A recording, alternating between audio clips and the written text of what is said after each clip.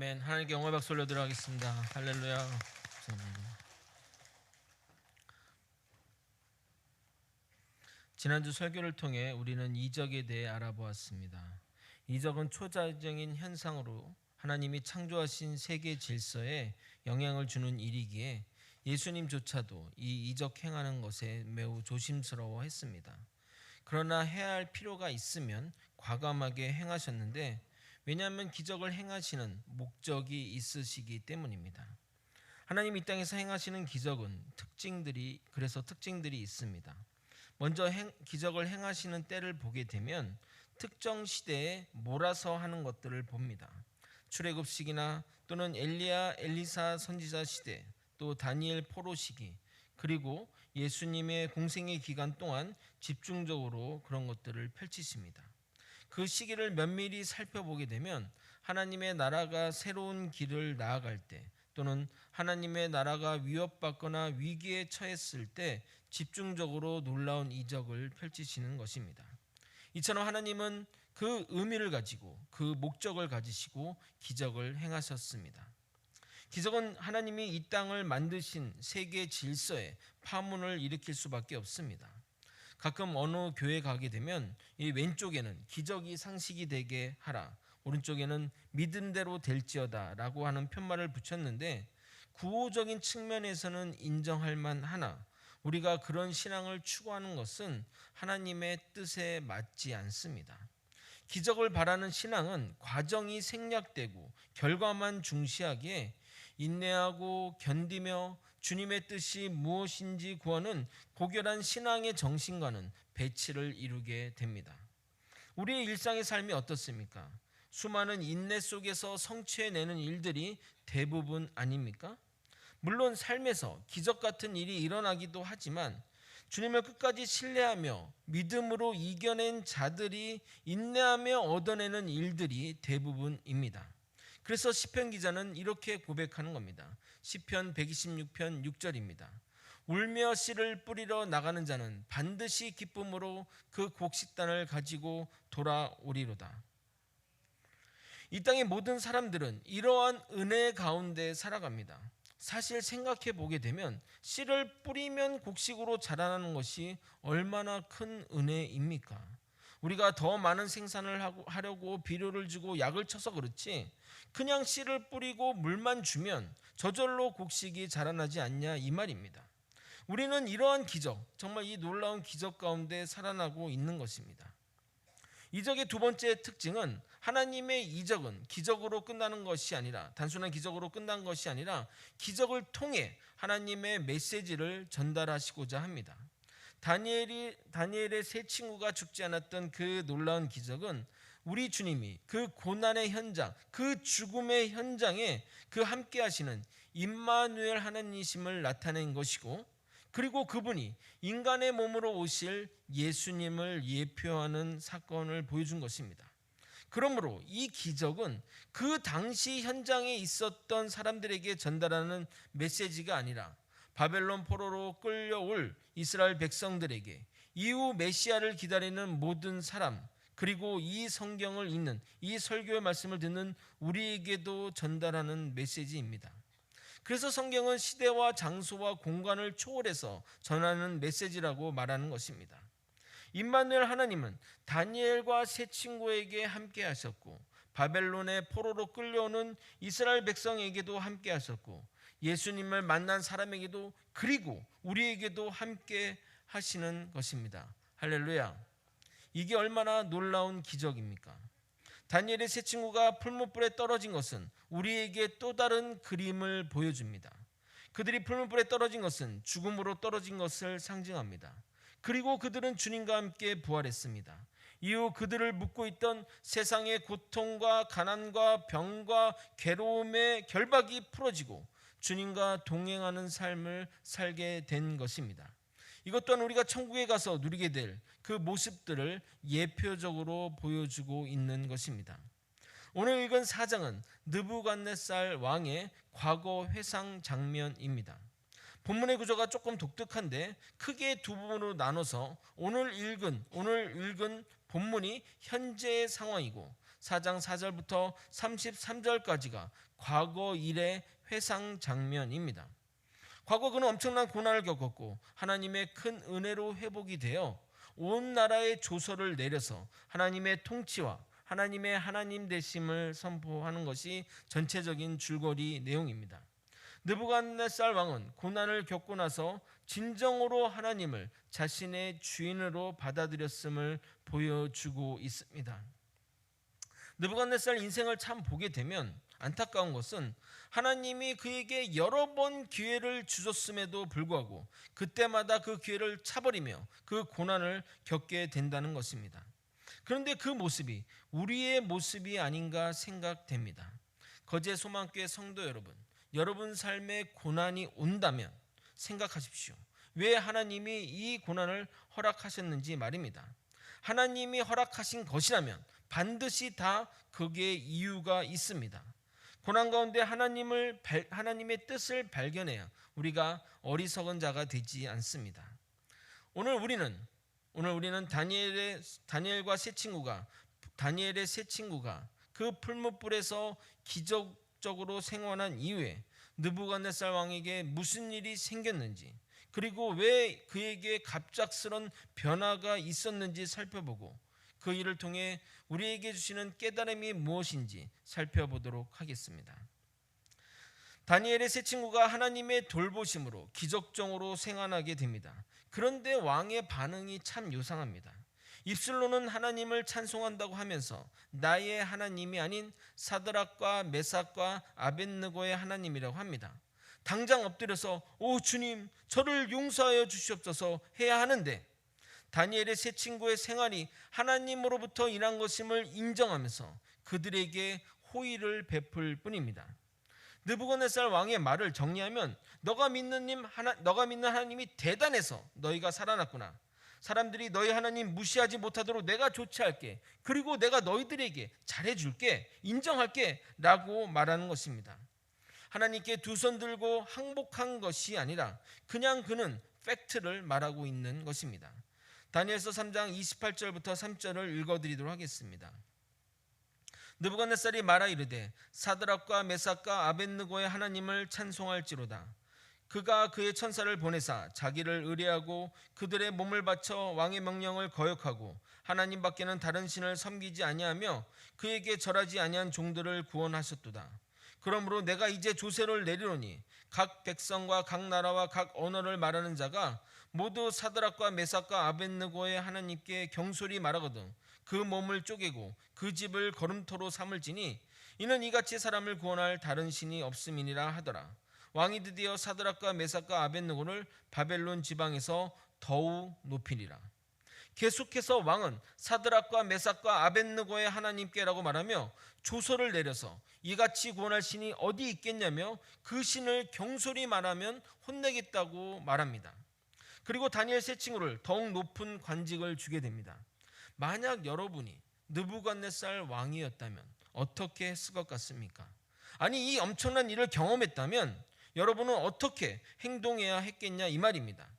진정으로 하나님을 인정했다면 세 친구를 던졌던 그 풀무불에 자신이 만든 금신상을 가장 먼저 집어던지고 하나님께 잘못을 용서해달라고 기도해야 했을 것입니다.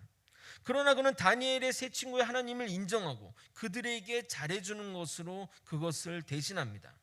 이것은 인본주의적인 세상 종교의 방식을 따른 것인데 악을 행하면 그만큼 선으로 갚는 방식을 말하는 것입니다. 그게 인간 양심에 적합하고 가장 자연스러운 생각입니다. 인간이 만든 종교는 인간의 생각에서 나왔기에 행위에 따라 상을 받고 행위에 따라 구원을 받는 행위 종교로 나아갈 수밖에 없습니다. 여러분 예를 한번 들어보겠습니다. 이슬람교는 사람이 죽게 되면 그 앞에 저울이 놓여지고 자신의 악행과 자신의 선행을 양쪽 저울에 달아 선행으로 기울면 그들이 말하는 천국에 가게 되고 악행으로 말하면 그들이 말하는 지옥에 가게 된다고 믿습니다.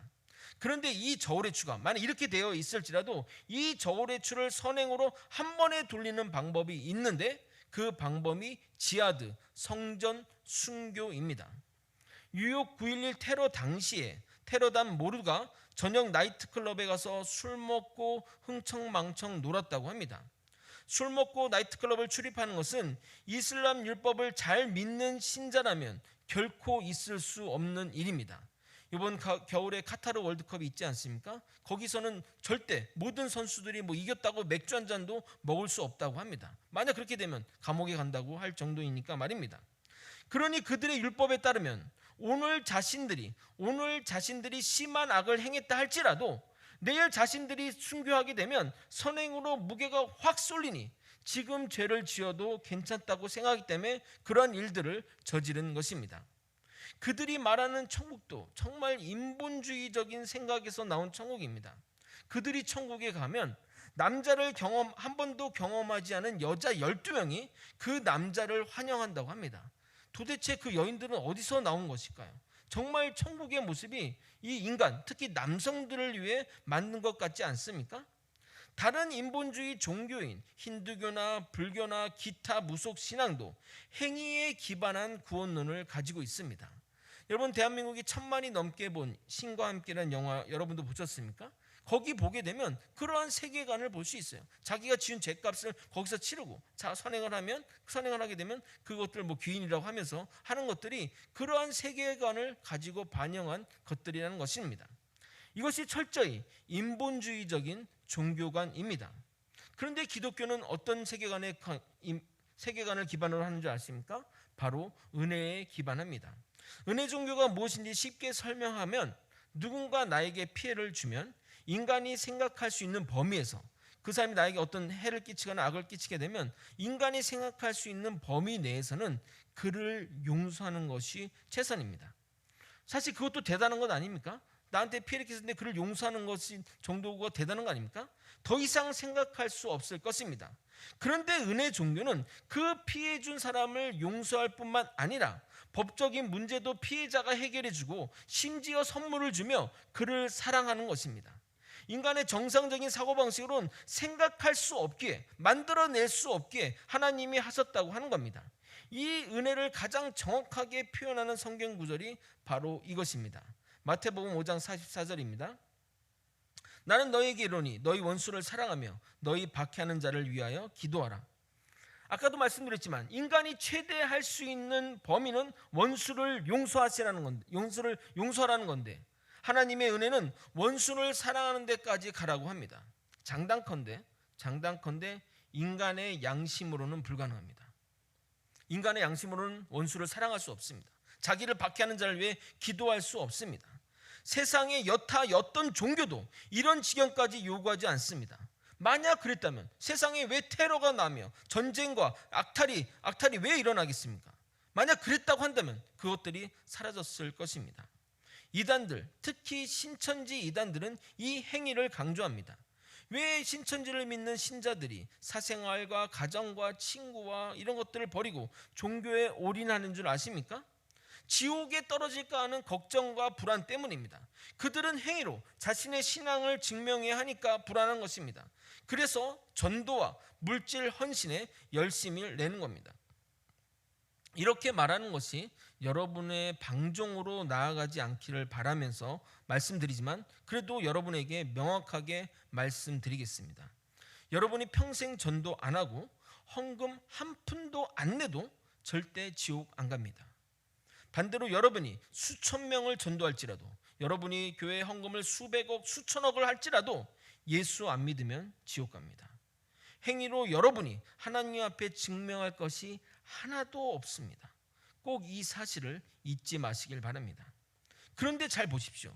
느부갓네살 왕은 자신이 지은 죄는 그대로 내버려두고 선을 행함으로, 즉 다니엘과 세 친구에게 잘해줌으로써 마이너스를 플러스하려고 하는 겁니다. 그는 절대 죄의 문제를 해결한 것이 아닙니다. 죄는 내버려두고 선으로 악을 가리려 한 것입니다. 그러나 그것은 올바른 방법이 아닙니다. 하나님이 말씀하시는 죄 해결 방법은 회개밖에 없습니다. 회개로 쓰이는 헬라어 메타노이아는 마음을 바꾸다, 삶의 방향을 바꾸다라는 의미입니다. 진정한 회개는 유감을 느끼거나 마음으로 반성하고 후회하는 것에서 끝나는 것이 아니라 죄된 행동과 개인의 어떤 삶의 방향까지 전환하는 것을 말합니다. 그러나 많은 이들이 후회나 반성을 회개로 알아서 삶의 변화는 없이 그냥 후회하고 반성하는 것에서 그친다는 겁니다. 회개는 정적인 언어가 아니라 동적인 언어임을 잊지 말아야 합니다. 성경에서 말하는 죄로 쓰인 헬라어 하마르티아는 화살이 관역에서 빗나간 것 또는 그릇된 길을 선택하는 것을 말합니다. 여러분, 빗나간 화살을 정상적으로 돌리는 방법은 처음부터 그 화살을 다시 돌리는 방법밖에 없습니다. 잘못된 길로 갔다면 그 길을 거꾸로 돌아와 잘못된 지점에서 다시 새롭게 나아가는 방법밖에 없습니다. 제가 한번 설교 가운데 이 예화를 썼지만 이 예화가 오늘의 설교와 또 느부갓네살 상황을 정확하게 하기 때문에 다시 한번 이 예화를 설명하도록 하겠습니다. 하나님의 길이 서울에서 부산 가는 길입니다. 경부고속도 잘 뚫려 있으니까 잘 가겠죠. 부산까지 잘 가면 됩니다. 그런데 죄를 짓는 사람은 서울에서 부산을 안 가고 평양으로 가는 겁니다. 평양으로 가니까 뭐 도로도 시원찮고 뭐 고속도로도 없고 막 별로 막 시원찮겠죠. 가다마다 경고등이 있겠죠. 좀만 가면 휴전선이 얼마 안 남았습니다. 중간중간에 막 검문을 하고 이를 길로 가면 안 됩니다 라고 경고를 하겠죠. 그러다가 깨달아서 이래서는 안 되겠다 생각해서 이때 생각돼서 휴게소로 들어가는 겁니다. 휴게소로 가서 내가 이 길을 가면 안 되는데 내가 지금 죽으려고 작정했구나 이러면 안 된다 반성합니다. 후회합니다. 그런데 휴게소에 들어가면 뭐가 있죠? 뭐 떡볶이, 뭐 호떡, 뭐 감자, 뭐 이런 거 보면서 한 개, 두 개 먹고 화장실 왔다 갔다 뭐 거기서 뭐 게임도 하고 막 이러다 보니까 이제 이게 괜찮아진 거야. 다시 그러니까 나와가지고 다시 또 평양으로 가는 겁니다. 여러분, 만약에 진짜 회개하고자 했다면 휴게소로 들어가는 게 아니라 톨게이트를 나가야죠. 그리고 꺾어서 다시 반대 방향으로 들어와서 다시 서울에 와서 출발하는 게 회개라는 것입니다. 그러므로 회개란 죄를 지은 그 자리로 돌아가 그 죄된 행위를 제거하는 방법밖에 없습니다. 느부갓네살 왕이 진정으로 회개했다면 그 죄된 행위인 금신상을 풀무불에 던져야 했는데 그는 그렇게 하지 않았습니다. 약간의 반성을 한 후에 사드락과 메삭과 아벳느고의 하나님을 잘해주는 것으로 대체한 것입니다. 세상의 잡신은 그런 식으로 해결이 될지 모르지만 천하를 지은 하나님께는 가당치도 않는 일입니다. 또한 느부갓네살 왕은 자신의 행동에 대한 반성조차 없었습니다. 하나님은 계속해서 꿈으로 그리고 이적으로 너와 너의 나라는 영원하지 않고 하나님의 나라와 하나님은 영원하다. 너가 서고 지는 것은 모두 하나님의 주권이다. 그러므로 오직 주 여호와를 주인으로 모시고 살아라. 그러면 너가 살리라 라고 메시지를 끊임없이 주셨는데 느부갓네살은 하나님 대단해요, 하나님 멋있어요, 엄청나요 하며 놀라는 수준일 뿐입니다.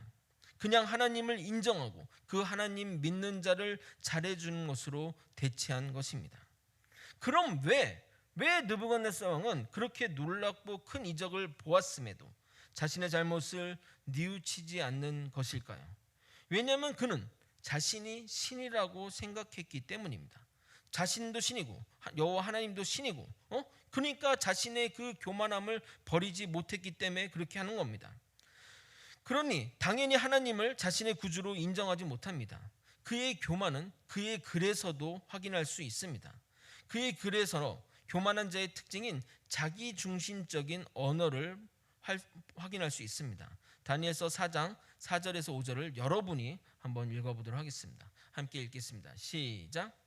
나 느부갓네살이 내 집에 편안히 있으며 내 궁에서 평강할 때에 한 꿈을 꾸고 그로 말미암아 두려워하였으니 곧 내 침상에서 생각하는 것과 머릿속으로 받은 환상으로 말미암아 번민하였었노라. 본문에 보게 되면 나 느부갓네살이 내 집에 내 궁에서 내 침상에서 계속해서 내가 나는 내 이런 단어를 사용합니다. 이런 단어들은 주로 어린아이들이 쓰는 단어라서 내 거야, 나줘 등등 자기중심적인 언어를 쓰는 언어 형태입니다. 얼마나 자기중심적이고 교만한 표현입니까? 이뿐만 아닙니다. 금신상 사건 이후에 왕이 궁전에서 평안하게 잠을 자다가 꿈을 꾸었는데 그 꿈이 뒤숭숭해서 몹시 마음이 불편했습니다. 그래서 그 꿈을 해석하는 사람을 불렀는데 누구를 불렀는 줄 아십니까? 바벨론의 지혜자를 불렀습니다. 여러분, 말이 됩니까? 최고의 꿈 해석가인 다니엘이 있는데 그는 다니엘을 부르지 않았습니다. 그동안 그가 무엇을 하고 지냈는지 알 수 있는 모습입니다. 자신에게 정직한 이야기를 하는 다니엘보다 자신에게 항상 좋은 소리만 하는 바벨론 지혜자와 있었던 겁니다. 더 나아가 분명 그는 이 꿈이 하나님으로부터 온 것임을 알았지만 오히려 이 사실을 피하고 싶어서 바벨론의 지혜자를 부른 것입니다. 그의 중심에 그가 하나님과 가까이지 않음을 보여주는 모습이라 하겠습니다. 그런데 모든 바벨론 지혜자들을 불러서 그 꿈을 이야기하나 그들은 해석해내지 못합니다. 꿈을 주신 분이 하나님이신데 어찌 그들이 알겠습니까? 결국 왕은 다니엘을 불러 그 자신의 꿈을 이야기하게 됩니다. 꿈의 내용은 대략 이렇습니다. 하늘까지 닿은 거대한 나무가 있는데 그 나무의 잎사귀는 아름답고 열매도 풍성했습니다. 그래서 그 밑에 동물들도 살았고 사람들이 와서 그 열매를 먹었습니다. 그런데 하늘에서 한 순찰자가 내려와 나무를 베버리고 가지를 꺾고 열매를 떨어뜨리고 그 밑에 있던 동물들을 쫓아내버렸습니다. 그리고 나무는 그루터기에 남긴 채 철과 놋줄로 묶은 다음 하늘의 이슬을 막고 풀 가운데 짐승과 함께 있게 만들어 놓습니다. 그때 순찰자가 이렇게 말합니다. 7년 동안 사람의 마음을 갖지 않고 짐승의 마음을 갖게 될 것이라 선포하며 이것을 통해 하나님이 왕권을 주고 빼앗는 것은 하나님의 권한임을 세상 사람들이 모두 알게 하겠다고 말합니다. 왕은 꿈을 다니엘에게 이야기자 다니엘이 이렇게 해석해 줍니다. 이어지는 19절부터 27절까지가 다니엘의 해석입니다. 왕의 꿈을 듣고 다니엘은 고민이 되었습니다. 왜냐하면 이 꿈의 내용이 이 왕이 겪게 될 비극적인 일이기 때문입니다. 그의 고민이 이 문장에서도 확인해 볼 수 있습니다. 다니엘서 4장 19절 여러분이 한번 읽어보도록 하겠습니다. 함께 읽겠습니다. 벨드사살이라 이름한 다니엘이 한동안 놀라며 마음으로 고민하는지라 왕이 그에게 말하여 이르기를 벨드사살아 너는 이 꿈과 그 해석으로 말미암아 번민할 것이 아니니라. 벨드사살이 대답하여 이르되 내 주여 그 꿈은 왕을 미워하는 자에게 응하며 그 해석은 왕의 대적에게 응하기를 원하나이다. 이 꿈이 왕이 미워하는 자나 왕의 대적들에게 일어나기를 바란다고 최대한 예의를 갖춰 이야기하게 됩니다. 다니엘의 어떤 이런 표현들 보면 참 굉장히 지혜롭고 말 하나하나가 참 의미가 있습니다. 해석은 이렇습니다. 왕이 본 나무는 곧 왕을 의미합니다. 왕의 위대하심이 하늘에 닿았고 왕의 권세가 땅끝까지 미치는 것을 보여줍니다. 그런데 하늘에서 순찰자가 내려와 나무를 자르고 그루터기만 남겨고 쇠사슬로 묶고 이슬을 맞으며 짐승들과 거주하는 장면은 앞으로 당신이 미쳐서 인간 사회에서 쫓겨나 들에서 들짐승과 함께 살게 될 것을 말하며 소처럼 풀을 먹고 이슬에 젖어 지내기를 7년 동안 할 것이라고 말합니다. 그렇게 7년이 지나면 왕은 가장 높으신 하나님만이 인간 세상을 다스리며 하나님이 누구라도 원하는 자에게 나라를 준다는 사실을 알게 될 것이라고 말합니다. 그리고 순찰자가 그루터기를 남겨둔 이유는 왕이 진정으로 하나님이 만국의 통치자임을 인정하게 될 때 당신의 나라를 되찾게 될 것을 의미하는 건다고 해석해 줍니다. 그러면서 다니엘은 왕에게 이렇게 조언합니다. 지금이라도 죄를 버리고 옳은 일을 하며 가난한 자에게 자비를 베푼다면 왕이 이런 수치를 당하지 않을 것이라고 간곡히 말합니다. 이 이야기를 들은 느부갓네살 왕의 반응이 기록되어 있지는 않지만 아마도 그 이야기를 듣고 왕은 반성하며 다니엘의 말대로 조신하며 근신하며 살았을 것입니다.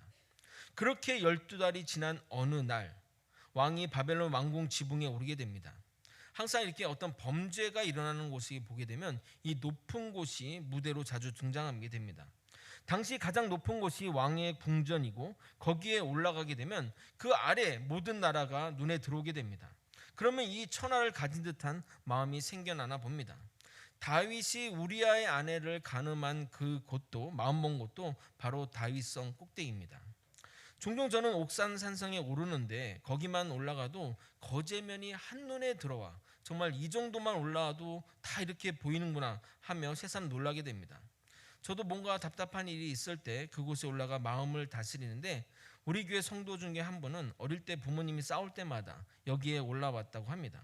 정말 세상 산 정상에 올라가게 되면 세상의 것을 초월하는 힘이 있는 것 같습니다. 하지만 교만과 야망이 넘친 자들은 높은 곳에 오르면 자신의 높음을 기준으로 아랫사람들을 깔보는 마음이 생기나 봅니다. 산악인들이 목숨 걸고 유명한 높은 산에 오르는 이유가 정상에 서게 되면 정말 세상을 다 가진 듯한 그 이루 말할 수 없는 쾌감을 주기 때문이라고 말합니다. 그러나 여러분, 아무리 높을지라도 하늘 아래 산일 뿐입니다. 처음에 느부갓네살 왕은 다니엘의 꿈의 해석을 듣고 정신이 번쩍 들었습니다. 두 번의 놀라운 이적을 경험했기에 그도 두려움이 났습니다. 그래서 자신의 행동에 반성과 후회를 하였던 것입니다. 그러나 그는 결코 회개하지 않았던 것입니다. 회개는 전적인 삶의 전환인데 그는 돌아가지 않았던 것입니다. 자신의 높은 위치와 자신의 발 아래에 있는 나라를 보면서 다시 그에게 교만함이 찾아온 것입니다. 높은 곳에 올라 주님보다 교만해진 느부갓네살을 이렇게 말합니다. 여기서도 자기중심적인 표현들이 나오게 됩니다. 다니엘서 4장 30절을 여러분이 한번 또 읽어보도록 하겠습니다. 함께 읽겠습니다. 시작. 나 왕이 말하여 이르되 이 큰 바벨론은 내가 능력과 권세로 건설하여 나의 도성으로 삼고 이것으로 내 위엄의 영광을 나타낸 것이 아니냐 하였더니 나 왕이 말하며 내가 능력과 권세로 나의 도성, 내 위엄의 영광. 얼마나 자기중심적이고 얼마나 교만한 표현들입니까? 이 모든 것이 하나님의 능력이 아닌 자신의 능력과 권세로 되었다고 말하는 것입니다. 이에 하늘에서 너의 왕권은 너에게서 떠났다고 소리가 들려오며 인간 세상에서 쫓겨나 7년의 들짐승과 살며 소처럼 풀을 먹게 됩니다. 몸은 하늘에 이슬해졌고 머리털은 독수리 털처럼 되었으며 손톱은 세발톱처럼 되었습니다. 느부갓네살의 이러한 상태를 전문가들은 의학적으로 정신분열의 증상을 겪은 것이라고 이야기합니다. 7년의 기한이 찾아 정신이 되돌아오게 됩니다. 드디어 자신의 교만과 자신의 문제점을 깨닫게 되었고 진정으로 하나님을 구주로 섬기게 되었습니다. 그의 고백 가운데 그의 진실함을 볼 수 있습니다. 다니엘서 4장 34절 35절입니다. 그 기한이 참에 나 느부갓네살이 하늘을 우러보았더니 내 총명이 다시 내게로 돌아온지라. 이에 내가 지극히 높으신 이에게 감사하며 영생하신 이를 찬양하고 경배하였나니 그 권세는 영원한 권세요 그 나라는 대대에 이르리로다. 땅의 모든 사람들을 없는 것 같이 여기시며 하늘의 군대에게든지 땅의 사람에게든지 그는 자기 뜻대로 행하시나니 그의 손을 금하든지 혹시 이르기를 내가 무엇을 하느냐 할 자가 아무도 없도다.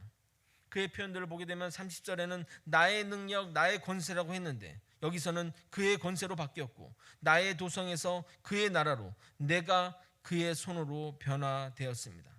그는 진정으로 하나님의 권위를 인정하고 하나님이 자신의 구주되심을 인정하며 주님께 감사하고 찬양하고 경배하는 자가 되었습니다.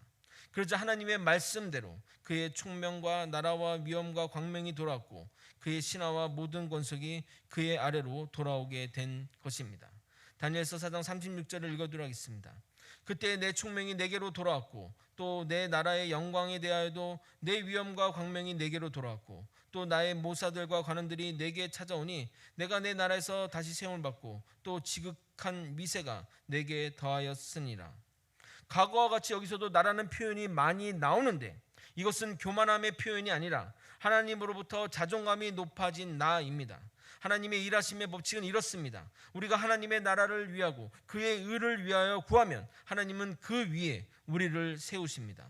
마태복음 6장 33절입니다. 그런즉 너희가 먼저 그의 나라와 그의 의를 구하라. 그리하면 이 모든 것을 너희에게 더하시리라. 하나님의 나라와 의를 구하면 하나님은 우리에게 더하여 주십니다. 그러나 우리는 우리의 것과 우리의 의만 구하니 우리의 의도 안 서고 우리의 것도 서지 않을 것이고 당연히 하나님의 나라와 그의 의가 우리를 통해 역사하지 않는 것입니다. 이어지는 문장을 보면 그가 교만하지 않음을 바로 확인할 수 있습니다. 느부갓네살 왕은 고난을 통해 주님께 돌아와 진정으로 그분이 자신의 구주됨을 고백하며 역사의 뒤안길로 사라지게 됩니다. 37절입니다. 그러므로 지금 나 느부갓네살은 하늘의 왕을 찬양하며 칭송하며 경배하노니 그의 일이 다 진실하고 그의 행하심이 의로우심으로 교만하게 행하는 자를 그가 능히 낮추심이니라. 내가 그로 홍바식 목사가 하나님으로 여러분이 예수님으로 오직 나가 오직 예수로 변하는 것이 믿음이요 신앙인 것입니다. 우리가 진정으로 나를 버리고 주님 위에 살게 되면 우리의 신앙이 성숙의 길로 나아가게 될 것입니다. 사도 바울은 이렇게 고백합니다. 로마서 14장 8절 우리가 살아도 주를 위해 살고 죽어도 주를 위해 죽나니 그러므로 사나 죽으나 우리가 주의 것이로다. 우리가 주의 것이로다. 거제 소망교회 성도 여러분, 여러분에게 묻고 싶습니다. 여러분의 삶의 주어는 누구이십니까? 나입니까? 주님이십니까? 말씀을 정리하겠습니다. 느부갓네살 왕은 하나님의 놀랍고 큰 이적을 보았음에도 불구하고 전혀 하나님을 주인으로 섬기지 않고 하나님을 높이지 않고 단순히 그의 위대함과 능력을 인정했습니다. 그런 그가 불편한 꿈을 꾸었지만 꿈의 해석을 다니엘로부터 듣게 됩니다. 왕이 회개하고 공의로 다스리고 선행을 베풀면 괜찮으려니와 여전히 교만하고 죄악 가운데 있으면 7년의 광인의 삶을 살게 될 거라 경고했습니다. 그 말을 듣고 잠시 정신을 차려 사는 듯 하더니 1년이 지나자 다시 교만해져서 결국 예언대로 그는 7년간 광인의 삶을 살았고 7년이 지나 정신이 돌아 진정으로 하나님을 구주로 섬기고 하나님을 높이게 됩니다. 그러면서 그의 언어가 바뀌게 됩니다.